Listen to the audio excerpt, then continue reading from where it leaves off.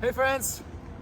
I know so many of you were probably so happy to see Josh's video yesterday like we were at my house, and since he and I are here right now at a safe distance, I wanted to take the opportunity to make another video for you. I think you're going to get used to seeing a lot of your teachers, and we're going to be seeing each other a lot this way while we figure out this whole situation. So, if you were here, I would be wishing everybody happy spring today. You might know it's a special day on our calendar where the sun and the moon are sharing the earth a little bit. And as often as possible, I like to read this story to friends on this day. So here we are. We're going to hear a story from this book you might recognize, Keepers of the Earth, which is a collection of ancient indigenous stories. And this one comes from locally the Seneca, Haudenosaunee people, and it's called Spring Defeats Winter. So when the world was new long ago, an old man was wandering around. The old man had long white hair, and wherever he stepped, the ground grew hard as stone. When he breathed, the rivers stopped flowing and the ponds became solid. What kind of weather makes the ground and the ponds solid? The birds and animals fled before him, and plants dried up and died as the leaves shriveled and fell from the trees. Finally, this old man found a place where he could set up his lodge. He made the walls of ice and he covered it with a roof of snow. He sat inside his lodge in front of a fire which gave off no heat, though a strange flickering lights did come from it.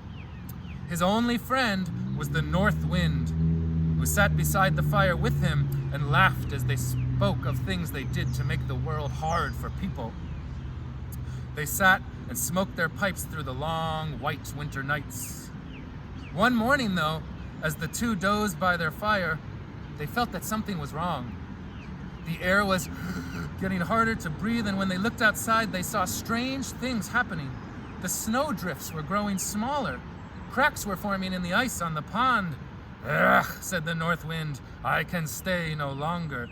He went out of his lodge and flew through the air toward the north, not stopping until he again reached a place where snow and ice were deep. But the old man did not stir. He knew his magic was strong. He built his lodge to last.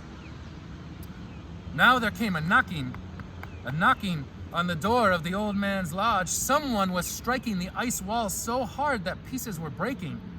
"Go away," the old man shouted. "No one can enter my lodge." But even as he said it, the door of the lodge broke and fell to the ground. A young man with a smile stood there. Without a word, he stepped into the lodge and sat on the other side of the fire from the old man. He held a green stick in his hand, and with it, he stirred the fire. As he stirred the fire, it began to grow warm and warmer. The old man felt sweat began to run down his face. "Who are you?" said the old man. "Why have you broken my door?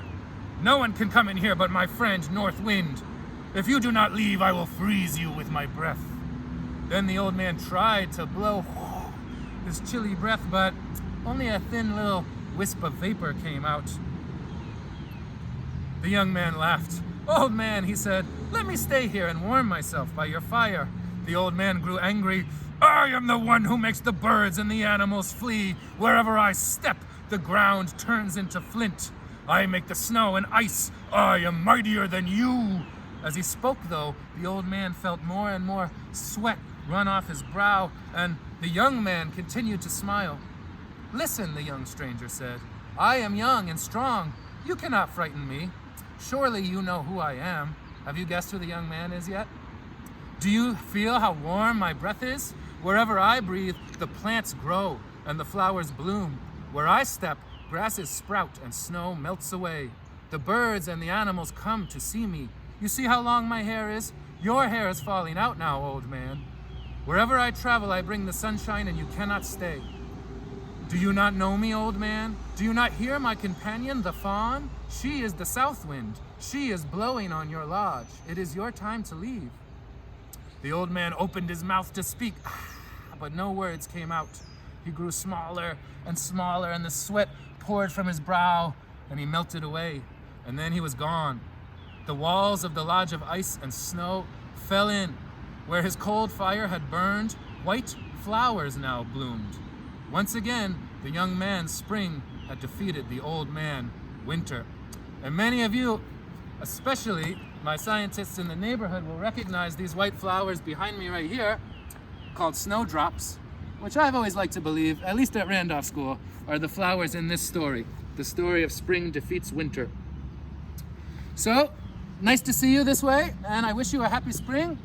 I hope you have some flowers around you blooming, and I look forward to seeing you again soon.